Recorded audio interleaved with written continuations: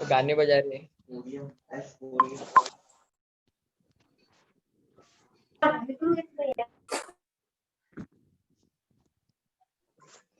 Offline classes कब से शुरू हो रहे हैं?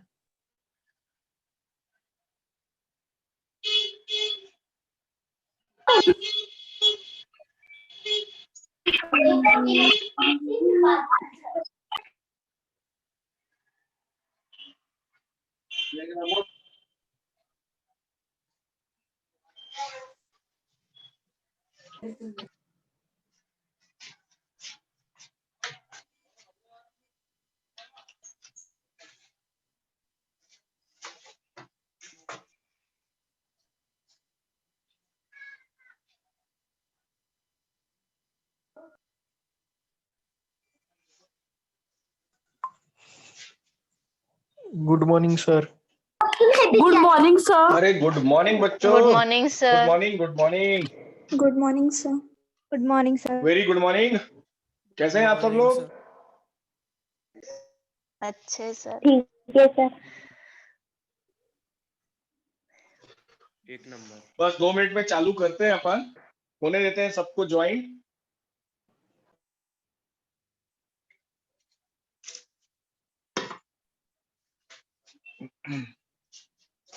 नहीं तो क्या वो कल जैसा हो जाएगा। कुछ बच्चे बहुत लेट ज्वाइन होते हैं, फिर डबल डबल करना पड़ता।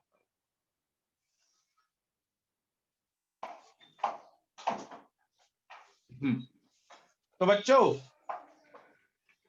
कल क्या क्या हुआ था बताओ। चलो कल की बातें करते हैं। और एक अभी बहुत ही एक स्लो सा सवाल एक बच्चे का सुना मैंने। किसका था पता? कल पेपर डिस्कशन हो गया था। कल आज एक किसी बच्चे का बहुत एकदम सा धीरा सा एक सवाल पूछा, ऑफलाइन क्लास कब से चालू हो रही, ऐसे करके किसी ने बड़ा धीरे से सवाल पूछा था। पता नहीं कौन था।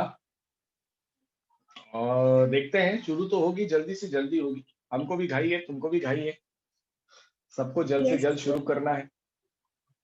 और अभी क्या करते हैं? हो गए ना सर स्कूल स्टार्ट? हाँ स्कूल स्टार्ट हो गए तो होगा धीरे धीरे, अपन भी चालू करेंगे, है ना?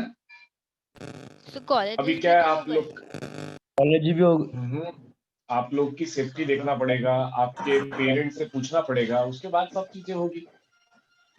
आपके पेरेंट्स भी तो अलाउ करना चाहिए ना, सबके पेरेंट्स अलाउ नहीं करेंगे। सर जिसके अलाउड करेंगे वो तो आएंगे। हाँ जिसको अलाउ करेंगे वो आएंगे, बिल्कुल आएंगे। परमिशन भी नहीं है ना। आप तो यवतमाळ में आप आउट ऑफ परमिशन भी नहीं है ना। कब सिटी होने सर आप? अभी आप 2 लोग बोले, मेरे को सुना ही नहीं आया। एक बार बोलो अच्छे से। सर आप आउट ऑफ सिटी होने सर? हाँ मैं तो आउट ऑफ सिटी हूँ, पर शुरू हो जाएगा तो मैं तो सिटी के अंदर कभी भी आ सकता हूँ। बहुत ज्यादा दूर नहीं है, 2 घंटे की दूरी पे हूँ, मैं आ जाऊंगा। अमरावती। हाँ यवतमाळ। आप बुलाओगे तो आप भी आ जाता हूँ, आप बुलाएंगे तो जल्दी आ जाएंगे। सर आप तो वर्धा में थे ना? अरे नहीं रे बाबा, वर्धा में नहीं, वर्धा से होते हुए जाते हैं यवतमाळ। नागपुर से यवतमाळ, वर्धा रोड। चलो सर घर में ब्लैक बोर्ड लगा है। हाँ घर में ब्लैक बोर्ड। सर वो ग्रीन बोर्ड है। हाँ वही अपडेट हो गए हम लोग थोड़ा सा। सर कब से चालू होंगी क्लासेस, आपने क्या बताया? कब से चालू होंगी यार, इसका तो अभी आइडिया नहीं, लेकिन हो जाएगी यार होपफुली। अभी देखो जैसे जैसे कोरोना कम होते जा रहा है तो जनवरी जल्दी से। शुरू हो जाएगी। स्कूल तो सर चालू हो गई है सर। सर सभी हो गए स्टार्ट। हाँ दूसरे अब आप लोग जा रहे हैं? सर एलएल के भी क्लासेस स्टार्ट हो चालू हो गई स्कूल हाँ। में? यस हाँ तो Yes. अपना भी तो बहुत लगभग सारी जल्दी जगह शुरू। तो 11 12 दोनों हो गई है। अच्छा एलन जो एलेन और आपने कुछ पढ़ा है अभी? नहीं बेटा, हमने कुछ नहीं पढ़ा है, जस्ट अब हम स्टार्ट करने वाले। किसी का माइक है ना थोड़ा सा आवाज कर रहा है, उसके आजू बाजू के नॉइज आ रहे हैं, तो थोड़ा सा माइक बंद कर दो बेटा, आपके आसपास का नॉइज आ रहा है हमको। और ये गाना ही सुनाते बैठा है। अजय होगा ये, कौन है देख रहे? प्रियल नाम से है sir. Real sir. Real Priyal. Priyal. ए बेटा प्रियल, हम He's गाने सुनेंगे, आपके घर आके सुनेंगे। खुद ही खुद कि का नाम आपको ले जो रही गाना है। सुनाना है हमको सुना देना, हम सारे लोग आएंगे आपके यहाँ पे गाने सुनने के लिए, ठीक अभी है? भी ऑन है अभी सर आप माइक, बंद कर। ऑन हाँ ही है अभी सर। वो देखना पड़ेगा। अभी भी ऑनी है, ये खुद टॉप ही खुद का नाम ले रही है। देखो सर, देखेंगे उसका नाम है उसको, उसका। बात करेंगे। गाजरी वाला भी वही है सर। पीछे देखो, ऑन ही है सर माइक। चलो। गाजरी बोलती वाला। सर उसका ए mic on बेटा है। प्रियल, माइक ऑफ करो। हो गया सर। चलिए, तो पिछली क्लास में हम लोगों ने extraction of iron by blast furnace ये वाला टॉपिक कंप्लीट किया था। इसमें आयरन का एक्सट्रैक्शन कैसे करते हैं आपको समझा के बता दिया है, आप अच्छे तरीके से अंडरस्टैंड भी हो गए थे। आज हम लोग न्यू चैप्टर स्टार्ट करेंगे। सर हमारा ब्रॉग अगला चैप्टर उसमें के हाँ, कुछ बोलो। पार्ट बाकी है ना सर? कौन सा? बोलो बोलो, ब्रॉग बताओ मैं बताता हूँ। हाँ, ब्रॉग इक्वेशन। ब्रॉग इक्वेशन कहाँ है रे? ब्रॉग इक्वेशन डी ब्लॉक में ट्रांजिशन में है। स्ट्रक्चर ऑफ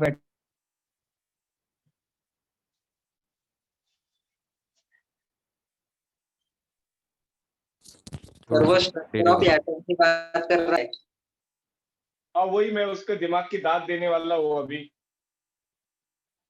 कौन सा इक्वेशन रे बेटा? स्ट्रक्चर ऑफ एटम का डी ब्रोगली इक्वेशन।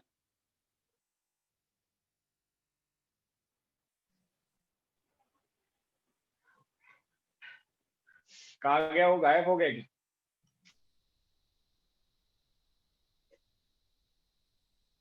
कहा गया रे? वो दिख नहीं रहा अभी। ऑफ हो गया होगा सर। ऑफ हो गया हो। और बाय द वे, वैसे उसने सवाल पूछा था D Broglie equation structure of atom, और आप सब लोग अटेंड कर चुके डी ब्रोगली इक्वेशन। आप ही बताइए, सिखाया कि नहीं सिखाया de Broglie equation? Yes, lambda is equals to h upon p, और उसके न्यूमेरिकल्स भी करवाए हैं, और Yes, sir. उसके साथ साथ एमसीक्यू शीट में भी उसके न्यूमेरिकल करवाए। तो ऐसा वो शायद उस दिन अपसेंट होगा, और भाई वो इसीलिए शायद कंफ्यूज हो रहा होगा, या उसको समझ में नहीं आया होगा। तो देखो, मैं आपको एक और चीज बता रहा हूं, ध्यान से सुनो। आप लोग जो आपका सेल्फ स्टडी में पढ़ाई करते हो, वो चैप्टर आपका साथ में चलना चाहिए। जो क्लास में चालू है वही सेल्फ स्टडी में भी होना चाहिए, तो आपका बराबर काम चलेगा। अगर मैं पढ़ा रहा हूँ कुछ और सेल्फ स्टडी कुछ और कर रहे हो, तो फिर गड़बड़ हो जाएगी, क्योंकि आप पीछे हो जाओगे बहुत। तो कोशिश करो जल्द से जल्द, आप अगर पीछे हो तो मैच करो, वो ज्यादा अच्छा रहेगा, ठीक है? और सुबह का सुबह पूछना है, शाम का शाम को पूछना है। अगला चैप्टर है आज का। वो पढ़ाया क्या sir, commercial form of iron? सब पढ़ा दिया? तुम कहाँ थे?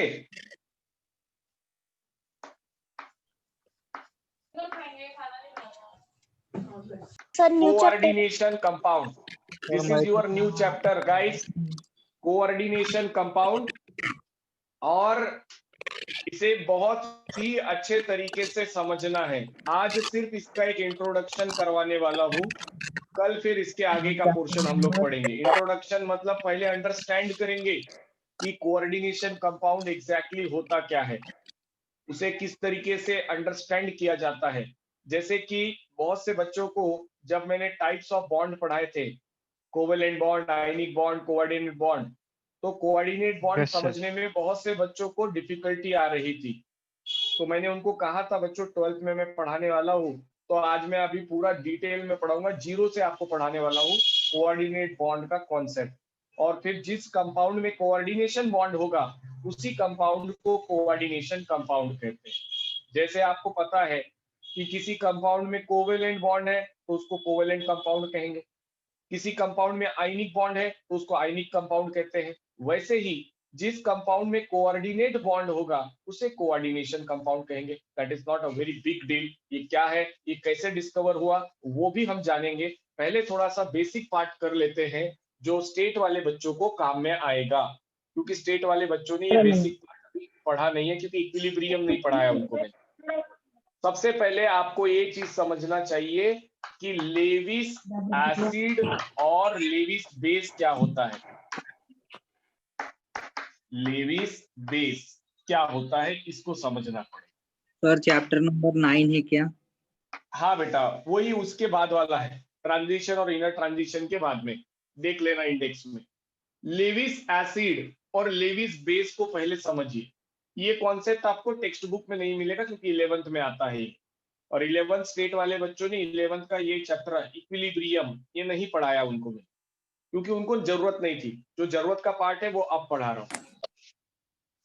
तो लेविस एसिड और लेविस बेस क्या होता है। लेविस नाम के साइंटिस्ट ने एसिड और बेस के लिए एक अपनी डेफिनेशन बनाई कि उसने कहा कि कुछ फार्मूलेस, कुछ कंपाउंड ऐसे हैं जिनको लेविस एसिड कहना चाहिए और किसी को लेविस बेस। तो वो कहता है कि जो इलेक्ट्रॉन डेफिशिएंट मॉलिक्यूल होते हैं, जो इलेक्ट्रॉन डेफिशिएंट मॉलिक्यूल होते हैं या फिर एटम होते हैं, उनको आप लेविस एसिड कहते हो। और जो लोग इलेक्ट्रॉन रीच होते हैं, इलेक्ट्रॉन रीच मॉलिक्यूल या फिर एटम, उनको आप लेविस बेस कहते हो। दूसरा, जो इलेक्ट्रॉन पेयर को एक्सेप्ट करते हैं, इलेक्ट्रॉन पेयर एक्सेप्टर है, और जो इलेक्ट्रॉन पेयर को डोनेट करते हैं उसे भी आप लेविस बेस या लेविस एसिड कहते हो। बात ये 2 पॉइंट की है।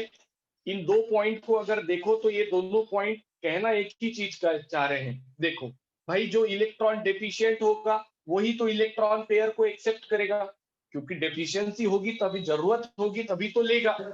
और जो इलेक्ट्रॉन रीच होगा वही तो इलेक्ट्रॉन पेयर को डोनेट करेगा।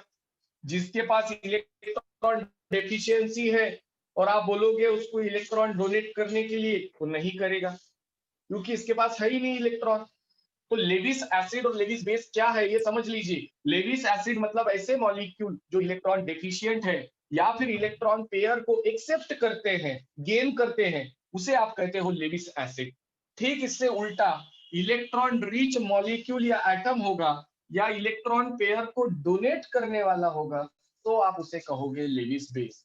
अब जैसे एग्जाम्पल, इसके एग्जाम्पल्स बताते हैं आपको। जैसे कि फॉर एग्जाम्पल आपके पास में मान लीजिए स्कैंडियम +2 है। अभी ये जो स्कैंडियम +2 है, तो आप बताइए स्कैंडियम ने इलेक्ट्रॉन लॉस कर दिया है। अभी स्कैंडियम इलेक्ट्रॉन लॉस करने वाली कंडीशन में, मतलब लॉस कर चुका है उसके बाद की कंडीशन में है। नॉर्मल स्कैंडियम नहीं है ये स्कैंडियम का केटायन है। अब स्कैंडियम का केटायन है मतलब वो कौन है, इलेक्ट्रॉन डेफिशिएंट एटम। और वो क्या कर सकता है, इलेक्ट्रॉन पेयर को एक्सेप्ट करेगा क्योंकि इसके पास इलेक्ट्रॉन नहीं है, क्योंकि इसके ऊपर में +2 चार्ज है। जैसे अपने पास इस तरफ Cl-, अभी Cl- है, Cl पे माइनस चार्ज कब आता है बेटा, जब वो इलेक्ट्रॉन गेन करता है तब। गेन करता है। Cl जब एनायन के फॉर्म में है, Cl जब एनायन के फॉर्म में है मतलब वो इलेक्ट्रॉन रीच है। तो जब क्लोरीन इलेक्ट्रॉन रीच होगा, जब उस पे माइनस चार्ज होगा, तब ये होगा लेविस बेस। और जब स्कैंडियम पे प्लस चार्ज होगा तब ये होगा लेविस एसिड। अब ऐसे में इन दोनों को आपस में बॉन्ड बनाना है, स्कैंडियम को और क्लोरीन को आपस में बॉन्ड बनाना है। ये दोनों चाह रहे हैं कि एक दूसरे से बॉन्ड बने, लेकिन स्कैंडियम के पास इलेक्ट्रॉन नहीं है, डेफिशिएंट है, और क्लोरीन के पास इलेक्ट्रॉन रीच है। अब उस सिचुएशन में क्या होता है कि जो स्कैंडियम का ऑर्बिटल खाली है, 4s ऑर्बिटल स्कैंडियम का खाली है, इस खाली ऑर्बिटल में क्लोरीन अपने 2 इलेक्ट्रॉन को डोनेट करता है। तो यहाँ पे डोनर एक हुआ कि 2 हुआ? एक ही बंदे ने डोनेट किए, 2 लोगों ने डोनेट किए? एक ही हुआ सर। एक ही हुआ एक बंदे सर। ने डोनेट किए। तो जब इलेक्ट्रॉन रिच मॉलिक्यूल या लेविस बेस, लेविस एसिड को इलेक्ट्रॉन पेयर डोनेट करता है, देखो पेयर ऑफ इलेक्ट्रॉन, 2 इलेक्ट्रॉन जब डोनेट करता है तो जो बॉन्ड बनता है उसको कहते हैं कोऑर्डिनेट बॉन्ड। और ये बॉन्ड जब ये 2 इलेक्ट्रॉन यहाँ डोनेट करता है तो ये बॉन्ड शेयरिंग माना जाता है, लेकिन दोनों इलेक्ट्रॉन क्लोरीन के तरफ से ही शेयर हुए हैं और इस बॉन्ड को ऐसे एरो से रिप्रेजेंट करते, जिसके तरफ से डोनेशन आ रही है वहां से एरो यहाँ भेजते हैं। तो that is your coordinate bond. अब समझ में आया? अगर मैं आपको कहूं कि बेटा आप कोऑर्डिनेट बॉन्ड की डेफिनेशन बताओ, तो इसकी डेफिनेशन ये सारी चीजों को ध्यान में रखते हुए आप ये कह सकते हो कि in a electron deficient molecule the electron rich molecule donates a pair of electron. Always remember that electron rich molecule donates the pair. Why pair? Why they are not donating 1 electron? Because 1 electron not form a bond. Always bond formed by the 2 electrons. That's why the electron rich molecule donates a pair of electron to the empty orbital of Lewis acid or scandium बोल सकते हैं. So that type of bond, in that bond, in case donor is only 1 out of 2, donor is only 1 atom. That's why this bond is known as coordinate bond. या सादी सरल भाषा में हम बोल सकते हैं कि स्कैंडियम के साथ क्लोरीन ने कोऑर्डिनेट कर लिया और अपने दोनों इलेक्ट्रॉन डोनेट करके एक बॉन्ड तैयार किया। कंडीशन ये होनी चाहिए, अगर आपके स्कैंडियम पे प्लस चार्ज नहीं है, नॉर्मल स्कैंडियम है, तो भाई उसके ऑर्बिटल में तो पहले से इलेक्ट्रॉन रहेगा स्कैंडियम के, तो वहां डोनेशन नहीं। Yes sir. क्योंकि कंडीशन को ध्यान में रखना है कि आपका एटम एक लेविस एसिड होना चाहिए और दूसरा लेविस बेस होना चाहिए, तभी ये कोऑर्डिनेट बॉन्ड बन सकता है। तो इसको कई बुक्स में ऐसी भी डेफिनेशन लिखी है, the bond form between Lewis acid and Lewis base is called as coordinate bond. जब लेविस एसिड और लेविस बेस के बीच बॉन्ड बनता है तो उसको कहते हैं कोऑर्डिनेट बॉन्ड। लेविस एसिड कौन? जो इलेक्ट्रॉन डेफिशिएंट होता है। लेविस बेस कौन? जो इलेक्ट्रॉन रिच होता है। जो इलेक्ट्रॉन पेयर को डोनेट करना जानता है वो बेस, जो इलेक्ट्रॉन पेयर को एक्सेप्ट करना जानता है वो acid. So that is a coordinate bond. Lewis acid है और सारे अनायन लेविस बेस है। बिल्कुल बिल्कुल बिल्कुल, सारे केटायन और सारे एनायन जो रिस्पेक्टिवली लेविस एसिड और लेविस बेस होंगे।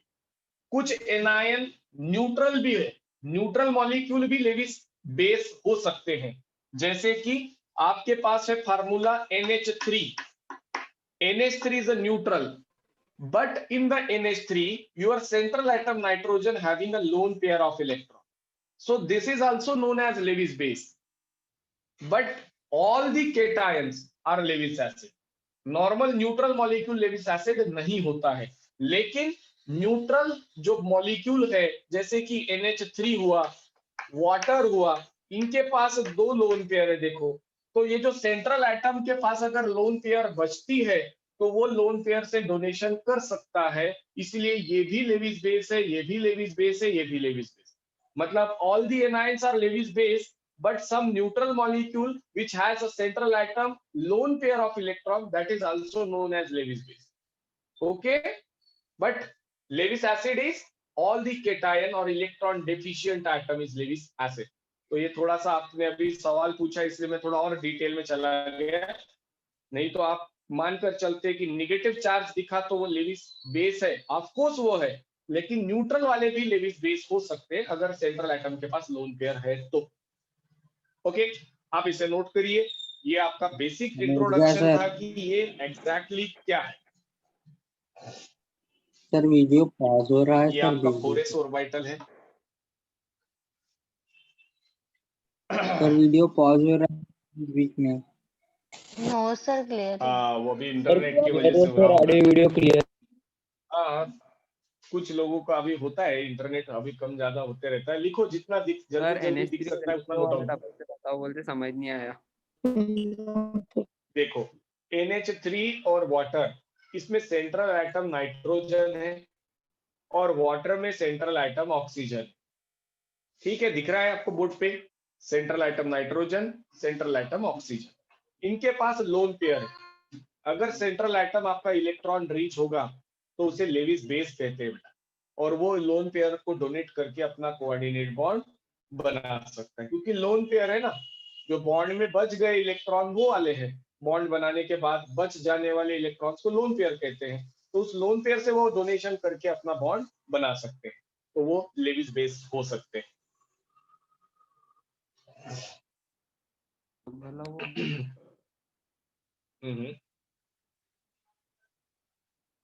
चलो, हो गया लिखकर। सर आपने क्या कहा था, न्यूट्रल कंपाउंड लुईस बेस और एसिड रह सकते हैं? लुईस बेस हो सकते हैं neutral compound, not an acid. Okay sir. जी, लिखकर हो गया है तो बताइएगा बच्चों, और कुछ एग्जांपल्स देंगे आपको। Done sir. लोन पेयर बताइए ना एक बार। जी, क्या बताना है बेटा, बोलो, सवाल को अच्छे से पूछो। सर मतलब मैं डिस्कनेक्ट हुई थी, ये लोन पेयर वाला क्या लिखा है समझे ही नहीं कुछ। अच्छा, बताते, देखो, ये जो लोन पेयर है यहाँ पर हमने लिखी है, हमें एक सवाल आया था कि सारे एनायन क्या लेविस बेस होते हैं। तो हमने कहा कि यस, सारे एनायन लेविस बेस होते हैं। साथ ही साथ ऐसे कुछ मॉलिक्यूल जिनके सेंट्रल एटम के पास लोन पेयर है वो भी लेविस बेस होते हैं, क्योंकि वो लोन पेयर को डोनेट करके कोऑर्डिनेट बॉन्ड बना सकते हैं। बस इतना ही कहा। ठीक है, आई बात ध्यान में? सर जी, चलो, डिस्कनेक्ट होते जाते हैं बीच बीच में, आप लोग अपने नेट बराबर रखो, नेट कनेक्शन अच्छा होना चाहिए।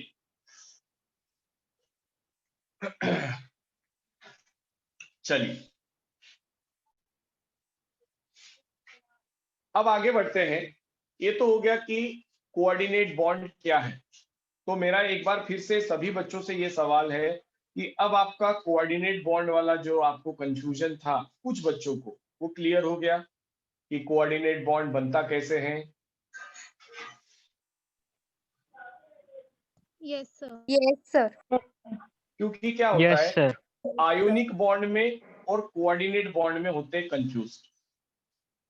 आयोनिक बॉन्ड में क्या था, इलेक्ट्रॉन केटायन से एनायन को डोनेट होता है। सोडियम से इलेक्ट्रॉन क्लोरीन को डोनेट हुआ था और उनके ऑक्टेट पूरे हो गए थे, और उन्होंने फिर प्लस माइनस से एक दूसरे को अट्रैक्ट कर लिया। वो प्लस माइनस से अट्रैक्ट कर रहे थे, वो था आपका आयनिक बॉन्ड। यहां पर क्या था, एक केटायन पहले किसी को इलेक्ट्रॉन दे चुका था, वो केटायन कंडीशन में, अनस्टेबल कंडीशन में था, और उसके पास जब एनायन आया, एनायन ने देखा कि बेचारा केटायन अनस्टेबल है, तो मैं उसकी मदद करता हूं। तो एनायन क्या करता है, अपने दोनों इलेक्ट्रॉन देकर उसके साथ बॉन्ड बनाता है ताकि केटायन की मदद हो जाए। तो इलेक्ट्रॉन अब एनायन से केटायन को आया था, वो बॉन्ड है कोऑर्डिनेट। तो थोड़ा सा कंफ्यूजन है क्योंकि वहां पर भी चार्ज है, आयनिक में भी, यहाँ पर भी चार्ज होते हैं, तो ये थोड़े से कंफ्यूजन में आप लोग को हो सकता है, बड़ा कंफ्यूजन तैयार हो जाए। तो सबसे पहली बात, केटायन टू एनायन जाता है ना, हाँ बिल्कुल, केटायन से एनायन जाता है, बिल्कुल। सर इसमें अब देखिए, बॉन्ड में इलेक्ट्रॉन शेयरिंग हो रहा है, तो Sc2+ तो मतलब नॉर्मल आ जाएगा Sc में, बट क्लोरीन तो वैसे माइनस स्टेट में ही रह जाएगा ना। क्लोरीन माइनस स्टेट में कैसे आए बताओ? जब वो इलेक्ट्रॉन दे देगा तो माइनस कैसे होगा? शेयर कर लिया उसने इलेक्ट्रॉन। हाँ तो वो इलेक्ट्रॉन उसकी भी तो है सर। तो माइनस नहीं हुआ ना, वो डेल्टा माइनस होगा। Okay, partial. अब पार्शियल रहेगा क्योंकि अब वो शेयर में चला गया ना। Okay sir. जैसे अपन ये करते थे ना, इलेक्ट्रॉन लेता है ना, देता HCl करते थे, HCl, इसमें क्या करते हैं, डेल्टा माइनस कर रहे हैं। क्यों कर रहे हैं? क्योंकि वो इलेक्ट्रॉन अब यूज में है, वो हाइड्रोजन के भी यूज में और क्लोरीन के भी यूज में। हाँ, भले कि क्लोरीन का इलेक्ट्रोनेगेटिविटी ज्यादा है तो इलेक्ट्रॉन को अपने तरफ खींच लेता है वो, बट वो खींच के अपने पास रखता नहीं है, वो बॉन्ड से थोड़ा अपने तरफ ले लेता है। ये अपन काफी बार इंडक्टिव वगैरह में पढ़ चुके हैं। Yes sir. ठीक है ना? सर पर तो क्लोरीन ये था आपका। हाँ, क्या सवाल है? सर क्लोरीन बोलो। इलेक्ट्रॉन देगा नहीं। क्यों लेगा? आपने बोला कि बताओ, बोलो बोलो। Highly electronegativity. क्योंकि आनायन लेते हैं ना सर, देते नहीं इलेक्ट्रॉन। शाबाश, वेरी गुड, बहुत नाम रोशन कर रहा है बच्चा। अरे भाई मेरे, क्लोरीन पे अगर माइनस चार्ज है तो ये स्टेबल है कि अनस्टेबल है? बता। स्टेबल। स्टेबल हो गया सर। अबे अनस्टेबल है वो, अनस्टेबल है, अनस्टेबल है माइनस सर। चार्ज है वो। हाँ, एक्स्ट्रा उसके कैपेसिटी से ज्यादा उसके पास इलेक्ट्रॉन है तो निगेटिव चार्ज आ रहा है उस पे, तो वो अनस्टेबल है। अब वो इलेक्ट्रॉन अपने पास सर पे नहीं रखेगा, वो दे देगा आगे, ताकि उसको होना है स्टेबल। अब देने के लिए कोई नहीं मिलता तो किसी के साथ शेयर कर लेता है वो। ऐसा हो रहा है सिस्टम। ठीक है?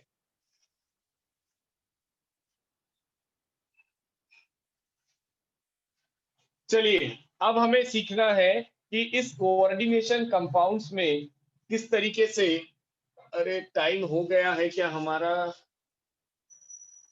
देखते हैं टाइम हो गया नहीं हो गया। नहीं सर, 15 मिनट बाकी है। बाकी है ना? Yes sir, तो 20 चल, minutes. अब आते हैं जिसने ये कोऑर्डिनेशन कंपाउंड को ढूंढा, उस साइंटिस्ट का नाम है टेसर। अब ये टेसर्ट नाम का एक साइंटिस्ट था।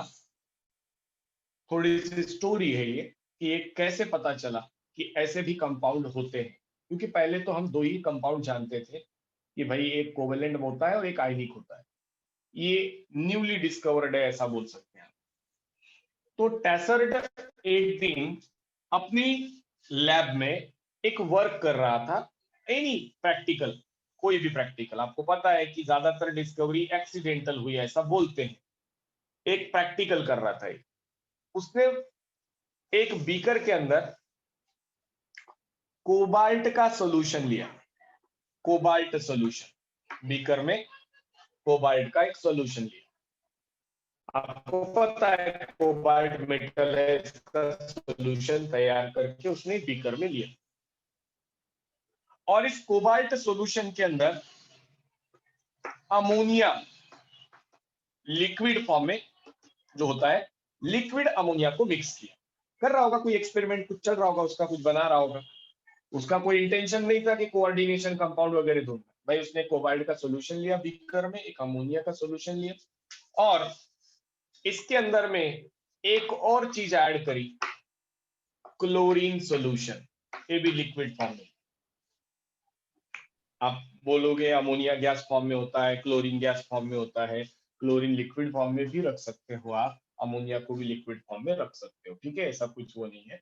उसने एक बीकर में तीन चीजें ली, क्लोरीन, अमोनिया और कोबाल्ट, लिक्विड मिक्स किया। बढ़िया मिक्स करने के बाद देखा उसने कि जो सॉल्यूशन है वो क्लियर है, ट्रांसपेरेंट, पानी के जैसा। उसमें किसी तरीके का कोई कलर वगैरह फॉर्म नहीं हुआ। और वो कुछ रिसर्च कर रहा है उसके ऊपर में, कोई टेस्ट वगैरह चालू है उसके। इतने में उसको कुछ काम आ गया, और कुछ अर्जेंट काम आ गया, ऐसा लिखा है उसके पर्टिकुलर थ्योरी में। तो वो उस बीकर को लैब में वैसे ही छोड़कर चला गया बाहर। बाहर चला गया, काम हो सकता है काफी लंबा चला होगा उसका, वर्क में वो फंस गया होगा। तो वो उस दिन लैब में वापस आया ही नहीं। नेक्स्ट डे वो लैब में वापस आया। दूसरे दिन जब वो लैब में वापस आया तो उसकी नजर इस बीकर पे पड़ी जो वहां पर छोड़कर चला गया था। तो इस बीकर के ऊपरी हिस्से में, अपर लेयर के ऊपर, यहां पर उसे ऑरेंज कलर का प्रेसिपिटेट दिखा। ऑरेंज पीपीटी, पीपीटी मतलब प्रेसिपिटेट, ऑरेंज कलर का प्रेसिपिटेट दिखा और नीचे का सोल्यूशन जैसा मिक्स करते समय था क्लियर वैसे ही था।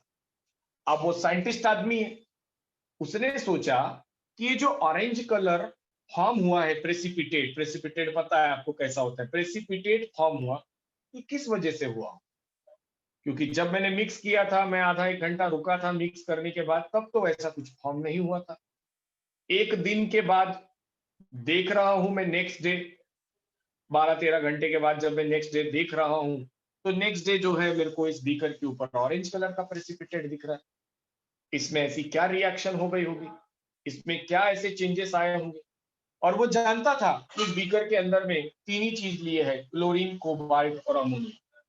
वो इस सोच में था कि हो सकता है इस ऑरेंज कलर के पीछे या तो क्लोरीन का हाथ हो, या कोबाल्ट होना चाहिए, या अमोनिया होना चाहिए।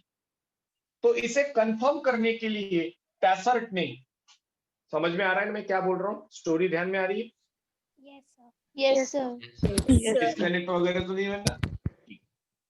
तो इसे कंफर्म करने के लिए इसने इस ऑरेंज कलर के प्रेसिपिटेट को फिल्टर किया, छान लिया, अलग कर लिया। अब इस ऑरेंज कलर का फिल्टर जो प्रेसिपिटेट है, फिल्टर कर लिया, मान लो ये प्रेसिपिटेट है ऑरेंज कलर, ये है ना, इसमें से छानकर अलग निकाल लिया, उसमें बढ़िया अलग से कांच के डिश के अंदर में इसको निकाल लिया। अब वो ये कंफर्म करना चाह रहा है कि इस ऑरेंज कलर के कंपाउंड में जो इसके ऊपर फॉर्म हुआ था, अमोनिया है या कोबाल्ट है या क्लोरीन है या तीनों है, ये उसे कंफर्म करना।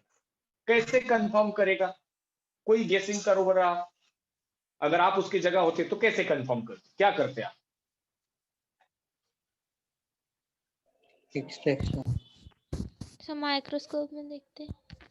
माइक्रोस्कोप में क्लोरीन ऐसा Cl लिखा हुआ दिखता क्या बेटा? कॉन्फ़िगरेशन से देख सकते हैं ना। कॉन्फ़िगरेशन माइक्रोस्कोप में दिखेगा? सर एक्सट्रैक्शन करते हैं। उनका क्या कलर करते? चेक करेंगे, कलरिंग प्रॉपर्टी से।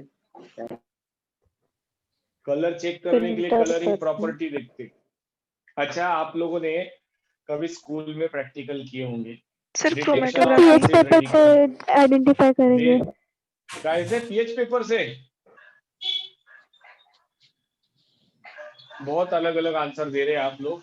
अरे साधारण यार, केमिकल टेस्ट करते उसके ऊपर। अभी आपको एक एग्जांपल बताता हूँ।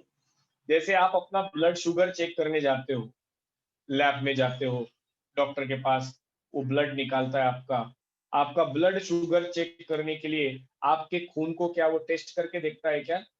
पी के देखता है, हाँ इसका खून बहुत मीठा है, इसको शुगर ज्यादा है, इसका खून थोड़ा सा फीका है, इसकी कम होगी, नहीं ना। क्या करेंगे यार ये लोग? क्या करते हैं ये लोग? ब्लड में से सीरम को अलग केमिकल निकालते हैं टेस्ट करते हैं। और सीरम के ऊपर में केमिकल टेस्ट करते हैं। एक ऐसा रिएजेंट डालते हैं सीरम के अंदर, जिस रिएजेंट को ऐड करने के बाद हमें पता चलता है, कुछ विजुअल हमें इफेक्ट नजर आते हैं, विजुअल दिखाई देता है कि भाई ये पहले जो था ये कलरलेस था, फिर मैंने रिएजेंट डाला एकदम लाल कलर हो गया, अच्छा बहुत डार्क हुआ है तो इसमें शुगर ज्यादा होगी, कम डार्क हुआ है तो शुगर कम होगी, या कलर ही चेंज नहीं हो रहा है मतलब इसमें शुगर नहीं है, ऐसा कुछ करते हैं। मशीन यूज करते दैट इज डिटेक्शन। हाँ, तो मशीन के अंदर में भी तो वही सिस्टम लगा हुआ है, ऑटोमेटिक हो रहा है, लेकिन मशीन में जो रिएजेंट डाले जाते हैं वही तो करते हैं। बस वो है कि हम मैन्युअली ना करते हुए ऑटोमेटिक कर रहे हैं, जो मशीन से चेक करते हैं, जिसको आप ग्लूकोमीटर कहते हो, right? So that is a basic principle कि भाई किसमें क्या है ये पता करने के लिए आपको केमिकल टेस्ट करनी पड़ेगी। दूसरा एक एग्जांपल बताता हूँ आपको, बहुत बार आपने देखा होगा कि ये जो फूड इंस्पेक्टर्स होते हैं, आपके हमारे आसपास की काफी सारी शॉप्स में रैंडमली ये लोग जाते हैं, आपको पता नहीं रहता, रैंडमली जाते हैं। अभी तो क्या सब सेटिंग वाला Yes, काम sir. रहता है, जानने की जरूरत नहीं पड़ती, ठीक है। फूड इंस्पेक्टर, ड्रग इंस्पेक्टर जो होते हैं, ये जाते हैं उस होटल्स में, वहां का सैंपल उठाते हैं, वो सैंपल को लैब में चेक करते हैं कि भाई इसमें क्या है, कितना खराब तेल इस्तेमाल किया है, एक्सपायरी डेट इस्तेमाल किया है। नाउअडेज आपको पता है भी गवर्नमेंट ने एक नया फूड इंडस्ट्री में एक नया चेंजेस लाया है, मिठाई के दुकान में मिठाई के ऊपर एक्सपायरी डेट लिखना कंपलसरी। आप जाइएगा मिठाई की दुकान में, लिखी होती है यस कि सर। वो मिठाई ये इतने तारीख को बनी है, इतने तारीख तक की अच्छी रहेगी, इसके बाद खराब हो जाएगी। क्योंकि ये जो है ये चीजें खराब हो रही है, मतलब इनको चेक करना पड़ेगा ना कि ये खराब है या अच्छी है, क्या है, ये अलग एग्जाम्पल हो गया। मतलब ये चीज ध्यान दें कि केमिकल टेस्ट से हमको पता चलेगा कि इसके अंदर में क्या प्रेजेंट। तो बंदे ने क्या किया, ध्यान से समझो। अब मैं केमिकल टेस्ट का कॉन्सेप्ट समझाता हूं, फिर यहां पर आऊंगा, क्योंकि वो भी समझाना बहुत जरूरी है। जैसे मान लो कि हमारे पास इसके अंदर में, मान लो कि ए और बी दोनों के अंदर में बॉन्ड बन चुका है, ए बी है, ए बी है इसके अंदर, ठीक है। इसके अंदर ए बी है, ए बी को डिटेक्ट करने के लिए मैंने इसके अंदर एक केमिकल डाला। मेरा केमिकल है सी, ये केमिकल सी है।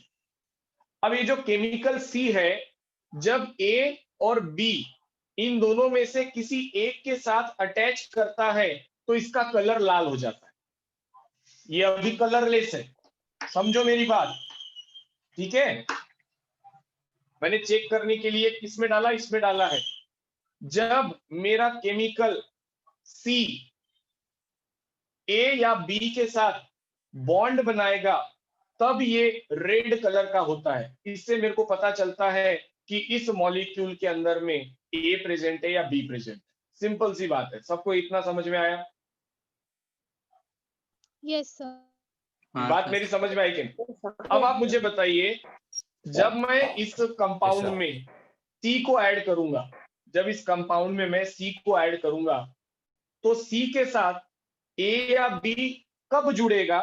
जब ए और बी के बीच का बॉन्ड टूट जाए, ब्रेक हो जाएगा बोलना।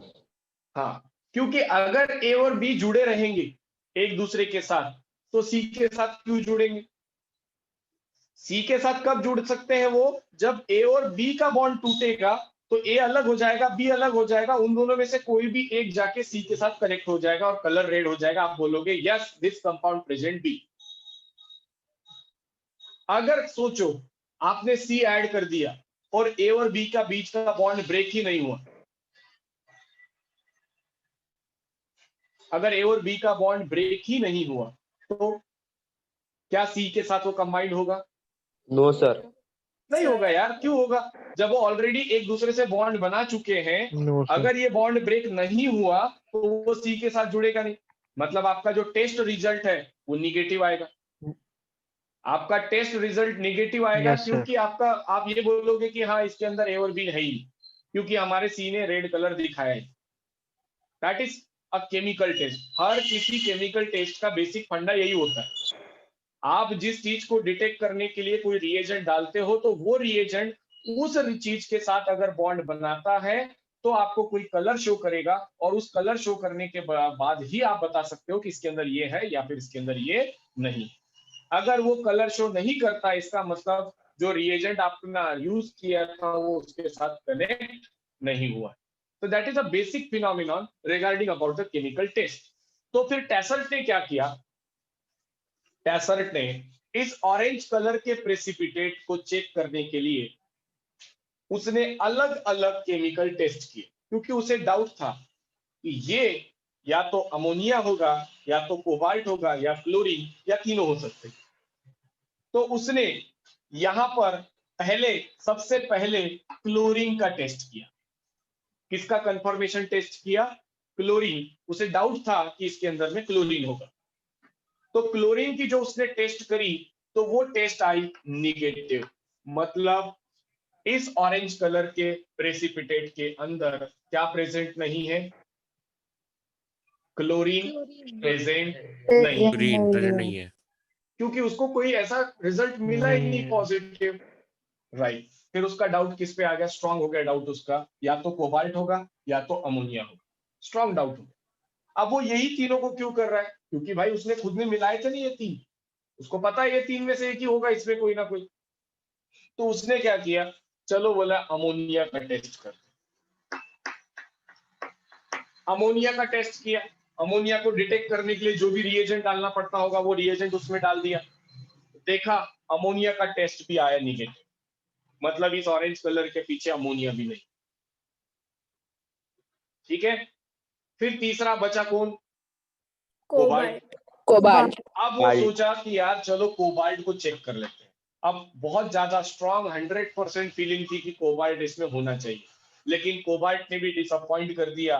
कोबाल्ट का भी टेस्ट क्या है नहीं, बहुत ज्यादा शॉक में आ गया। वीडियो पॉज हो गया है? नो बेटा, नो सर, बहुत क्लियर है। ज्यादा- नो सर क्लियर है। बहुत ज्यादा शॉक में आ गया वो। कंटिन्यू में रहो, डिस्कनेक्ट मत हो बेटा, ध्यान से सुनो। बहुत ज्यादा शॉक में आ गया कि इसमें क्लोरीन का टेस्ट किया निगेटिव, अमोनिया का टेस्ट किया निगेटिव, कोबाल्ट का टेस्ट किया निगेटिव। मतलब भाई इस ऑरेंज कलर के पीछे है कौन?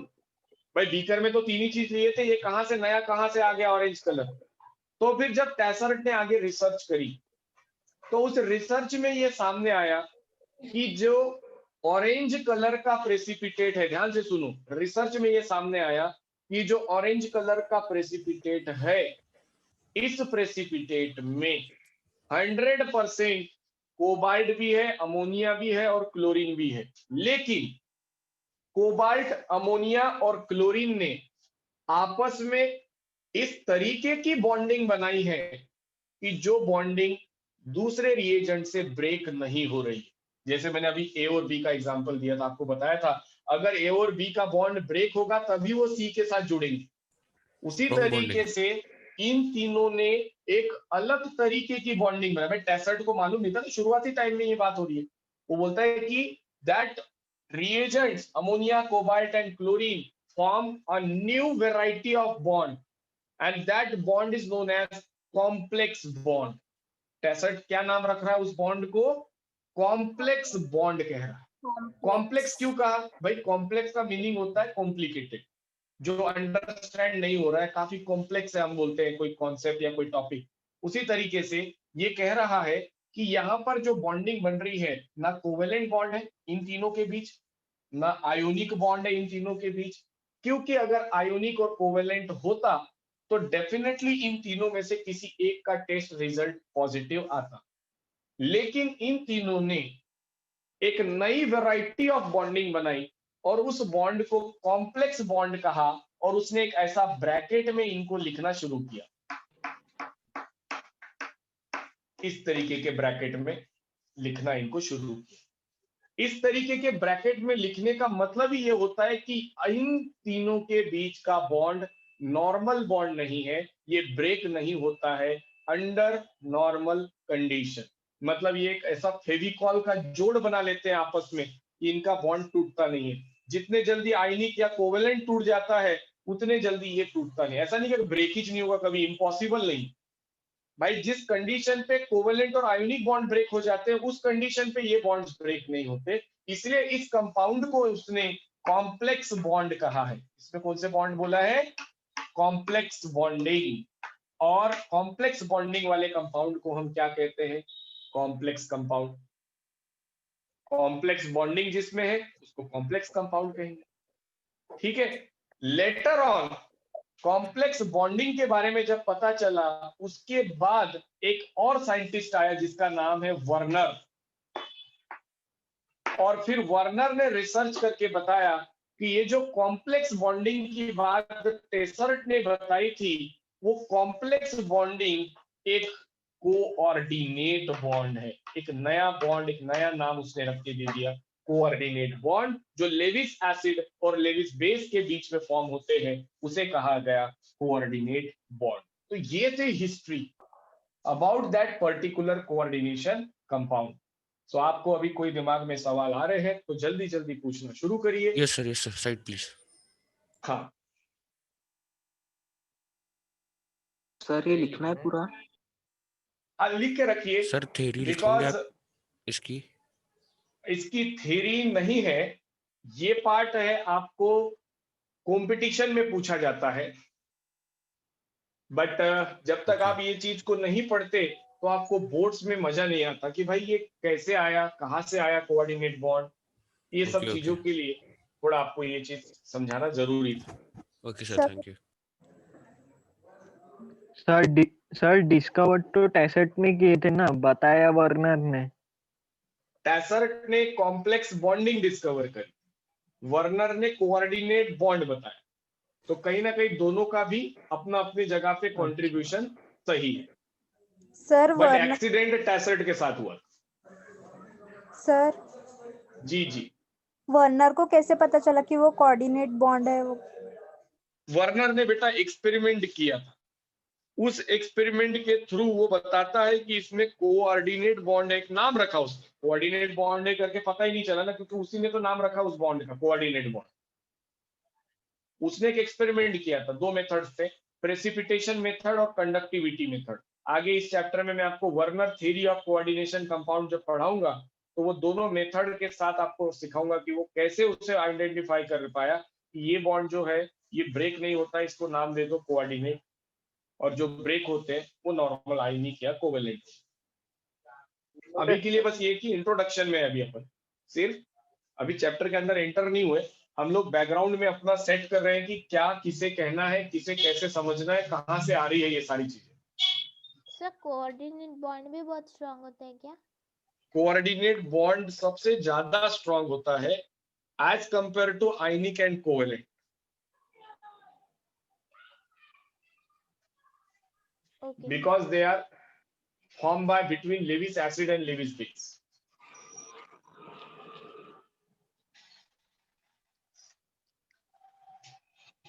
सर सर वो पीपीटी मतलब क्या बताया? प्रेसिपिटेट,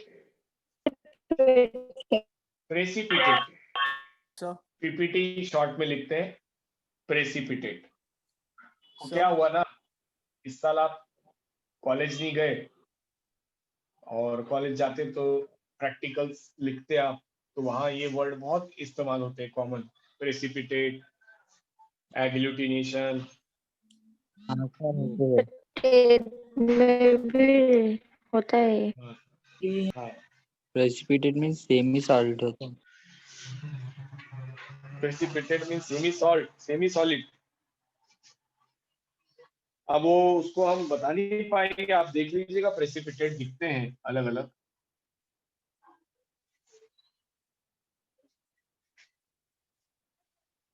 ठीक है, हो गया, लिख लिया, कोई सवाल नहीं है? No sir. तो कोऑर्डिनेट बॉन्ड्स का यूज क्या है वैसे एक्चुअली? बहुत बहुत ज्यादा यूज है, आज की डेट में सबसे ज्यादा यूज किया जाता है कोऑर्डिनेट बॉन्ड, मतलब coordination compound. Maximum use of coordination compound day to day life में यूज किया जाता है, मेडिसिन में यूज किया जाता है। अगले वाली जो क्लास है मेरी डिस्कवरी कब हुई? हाँ, कोऑर्डिनेट बॉन्ड की डिस्कवरी कब हुई सर? 1900 के आसपास में, 1900 सेंचुरी, कोई बहुत पुराना नहीं, 1923 के आसपास में मान के चलो, अंदाज से बता। हाँ, लीव कर सकते हैं? हाँ, आपको कहीं जाना है तो लीव कर सकते हो आप। सर दूसरी लिंक आ गई बायो की लिंक आ गई है ना, ठीक है। तो बायो की क्लास शुरू होने की होगी, अपनी खत्म होगी तो उनकी चालू होगी, लिंक आएगी आपको। तो बच्चों ये था कोऑर्डिनेशन कंपाउंड का एक इंट्रोडक्शन, और आने वाली नेक्स्ट क्लास में अब मैं बताऊंगा इसके एप्लीकेशन, और उसके बाद फिर चैप्टर चालू करेंगे कि भाई इसका यूज कहाँ है, ये जो अभी इतना डिस्कवर हुआ इसका इस्तेमाल कहाँ है। अभी के लिए बस आपको दो चीजें ध्यान रखनी है, जैसे मैंने कहा कि कंपटीशन में भी पूछते हैं ना, तो कंपटीशन में क्या पूछते हैं मैं बताता हूँ। कंपटीशन में ये पूछते हैं कि जो ammoniacal solution of cobalt chloride है, ये देखो इसको बोलते हैं ammoniacal solution of cobalt chloride, इसका कलर कौन सा था, ऑरेंज पीपीटी। और जो वर्नर का कॉम्प्लेक्स है वो कौन सा था, ammoniacal solution of cobalt chloride. ऐसा भी सवाल कंपटीशन में आ सकता है, तो ध्यान में रखना। चलिए, सो बच्चों आज यहीं पे एंड करते हैं, कल मिलेंगे। जी पूछो सर। केमिकल बॉन्डिंग you, का थर्सडे को टेस्ट है, तो उसका डिस्कशन लेने वाले शीट आई नहीं। यस सर, केमिकल बॉन्डिंग की शीट आई नहीं अभी तक, और थर्सडे को टेस्ट है आपका। प्रिपरेशन। Yes sir. अरे वाह, ठीक है, मैं शीट पहुंचाता हूँ आपको, शीट तो मैं भेजता हूँ, मिल जानी चाहिए थी अब तक की। ठीक है, थर्सडे को एमसीक्यू टेस्ट है इसकी। यस हाँ sir, sir. Yes sir. Yes sir, ठीक है, ठीक है बेटा, करते हैं उसके लिए कुछ ना कुछ। ठीक है, okay sir. Thank you. Okay, thank Thank you, sir. Okay, bye. Bye, sir. Bye, sir. Thank you, sir. Bye बच्चों, bye. Bye, sir. Bye, sir. Bye बच्चों, bye.